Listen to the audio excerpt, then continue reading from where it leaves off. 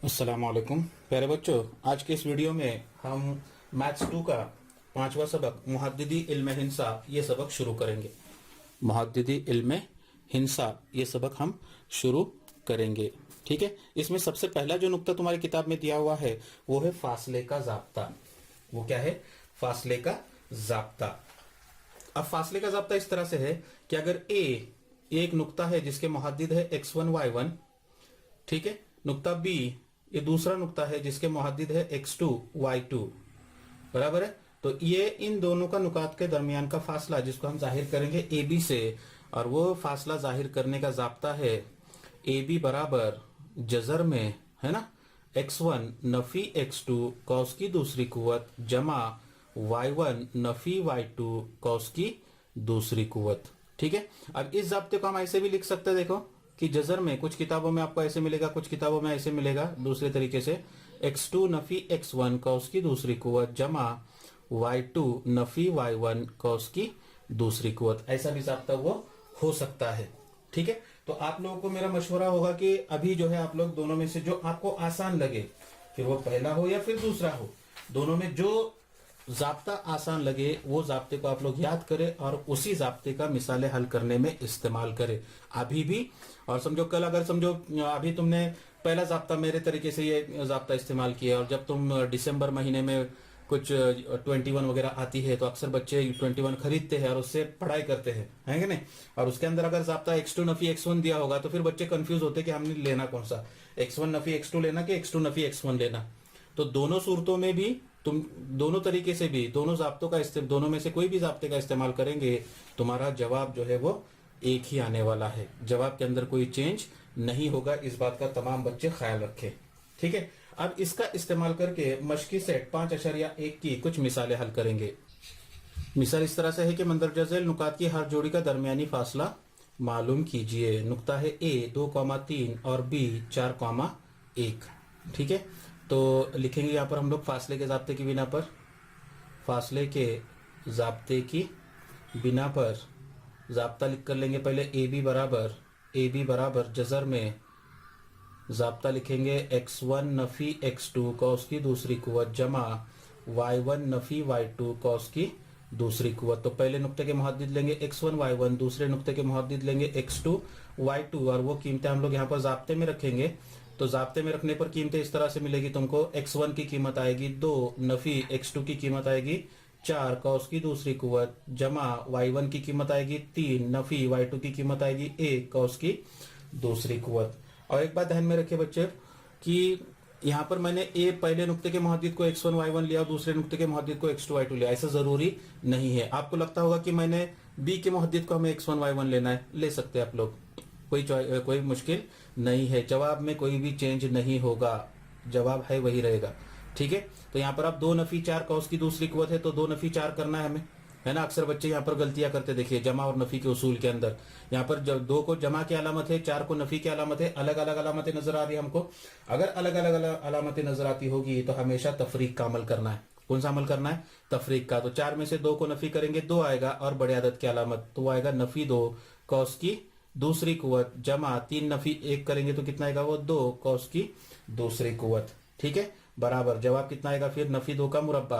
अब यहाँ पर भी एक उसूल ध्यान में रखे कि जो भी मनफी आदद होगा उसका अगर मुरब्बा लेंगे तो उसका मुरब्बा हमेशा मुस्बित होता है। जमा 2 का मुरब्बा 4 बराबर कितना आएगा? ये जजर में 8। अब ये 8 कामिल मुरब्बा आदद नहीं है क्या? नहीं, तो 8 के ऐसे अज्जाए ज़रबी मालूम करेंगे जिसमें से एक जुज जो है वो कामिल मुरब्बा अदद होना चाहिए। तो 8 के अज्जाए ज़रबी मिलेंगे तुमको 4 ज़रब 2, फिर 4 का जजरुल मुरब्बा लेंगे तो 2 जजर में 2, तो ये ए बी की कीमत हो गई। ए बी बराबर 2 जजर में 2, और फिर नीचे जवाब लिखेंगे। इसलिए ए और बी इन नुकात का दरमियानी फासला 2 जजर में 2 इकाई है। समझ में आया?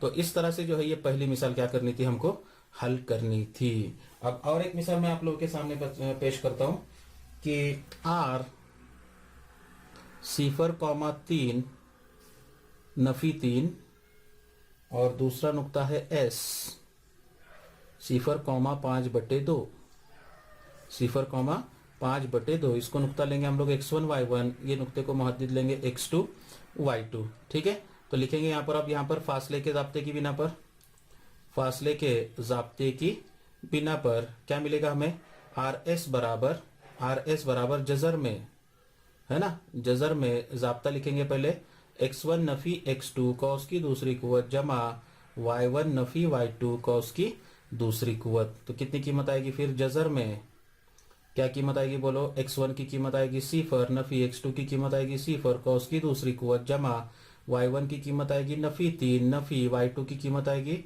5/2 कॉस की दूसरी कुव्वत बराबर जजर में कितना आएगा, ये सिफर नफी सिफर, सिफर नफी सिफर करेंगे तो कितना आएगा जवाब, सिफर ही होगा, और सिफर का मुरब्बा लेंगे तो वो भी सिफर ही आएगा, तो लिखने की जरूरत नहीं है। बचा यहाँ पर 3 यानी 3/1 ले लो, क्योंकि अगला जो आदद है वो कसर में दिया हुआ है।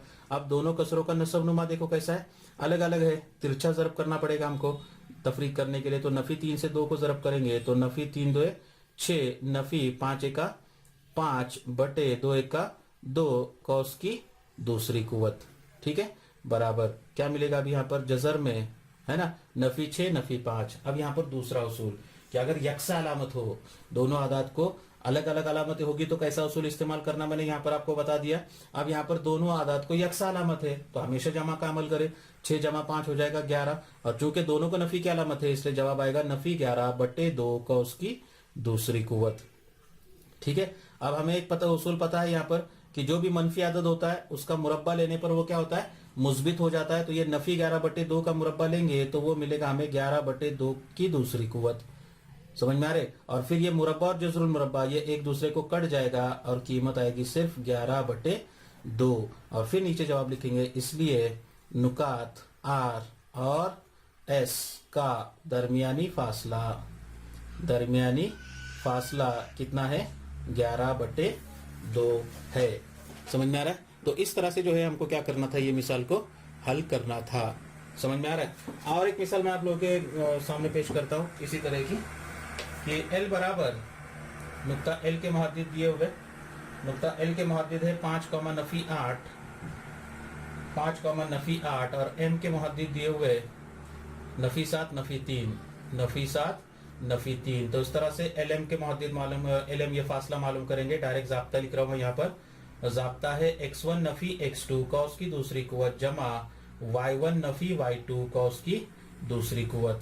ठीक है, जाब्ते के मुताबिक। अब मैं समझो यहाँ पर L के जो मुहद्दिद है L और M है ना, तो दूसरे नुक्ते के मुहद्दिद को मैं x1 y1 लेता हूँ और ये नुक्ते के मुहद्दिद को x2 y2 लेता हूँ एग्जाम्पल के तौर पर। ठीक है ना, तो क्या मिलेगा आपको, देखो अब यहाँ पर x1 की कीमत कितनी आएगी, वो आएगी नफी 7, नफी x2 की कीमत कितनी है 5 कॉस की दूसरी कुव्वत जमा y1 की कीमत है नफी 3, नफी y2 की कीमत है नफी 8 कॉस की दूसरी कुव्वत। समझ में आ रहा है, बराबर कितना आएगा ये। अब यहाँ पर भी दोनों आदात को यकसा अलामत है, बोलो क्या करना होगा, हमें दोनों का जमा करना होगा। 7 जमा 2 12 हो जाएंगे, 7 और 5 12 हो जाएंगे, क्योंकि दोनों को नफी की अलामत है। जवाब आएगा नफी 12 कॉस की दूसरी कुव्वत जमा यहाँ पर हो जाएगा ये नफी 3, नफी जमा 8 कॉस की दूसरी कुव्वत बराबर जजर में कितना आएगा, ये नफी 12 का मुरब्बा 144 बराबर ना, क्योंकि मनफी आदत का मुरब्बा लेंगे तो वो मुस्बित में ही आता है, जमा यहाँ पर 8 नफी 3 अलग अलग अलामत है, तफरीक का अमल होगा। 8 में से 3 गए 5 है ना, और 5 का मुरब्बा लेंगे तो 25, 5 का मुरब्बा लेंगे तो 25 बराबर जजर में कितना आएगी, दोनों की जमा 169, और 169 की कीमत कितनी आती है 13, और इसलिए LM बराबर कितना मिला 13, और इसलिए नुकात L और M का दरमियानी फासला कितना है 13 इकाई है। तो इस तरह से जो है ये तीसरी मिसाल। तो ऐसी सवाल नंबर 1 में जो है कुल 6 मिसालें तुम्हारे को दी गई है।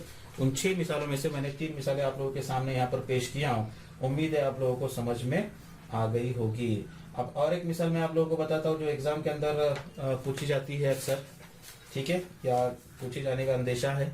वो मिसाल इस तरह से है कि अगर नुकात L x,7 और M 1,15 का दरमियानी फासला 10 है तो x की कीमत मालूम कीजिए। तो नुक्ता L उसके मुहद्दिद दिए हुए तुमको x,7 और M उसके मुहद्दिद दिए हुए 1,15 और फासला दिया हुआ है तुमको LM बराबर 10। ठीक है, तो फासले के ज़ाब्ते की बिना पर क्या मिलेगा हमें यहाँ पर?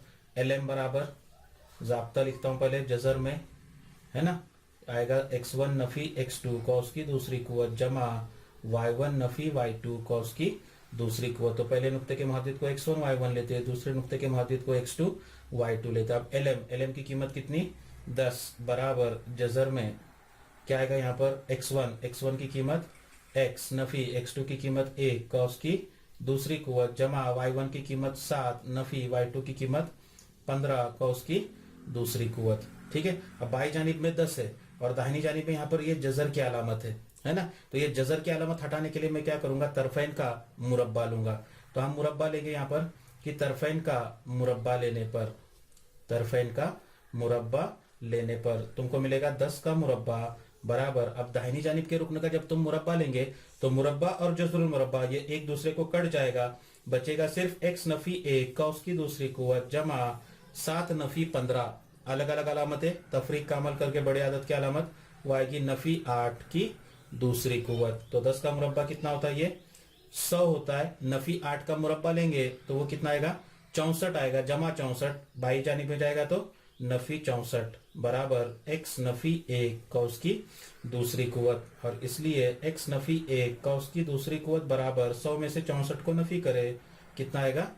36 आएगा, बराबर है। अब ये मुरब्बा हटाना है हमें, तो मुरब्बा हटाने के लिए क्या करना होगा हमें? तरफैन का जज़रुल मुरब्बा लेंगे तो तुमको मिलेगा x नफी 1 बराबर जमा नफी जजर में 36 और इसलिए x बराबर नफी 1 है, दाहिनी जानिब में जाएगा तो जमा 1 जमा नफी जजर में 36 की कीमत कितनी आएगी? 6 और इसलिए x बराबर 1 जमा 6 या x बराबर 1 नफी 6। तो ये कितना आएगा? 6 जमा 1 7 और यहाँ पर 1 नफी 6 यानी कितना आएगा टोटल? नफी 5। और इसलिए x बराबर, है ना, और इसलिए x बराबर 7 या x बराबर नफी 5 ये x की मतलूबा कीमतें होगी। ठीक है, तो इस तरह से कुछ मिसालें मैंने आप लोगों के सामने पेश किया हूँ। उम्मीद है आप लोगों को समझ में आ गई होगी। ठीक है, आप इसका अच्छी तरह से इसकी मश्क करें और इसको हल करने की कोशिश करें, बकिया मिसालें। ठीक है, शुक्रिया।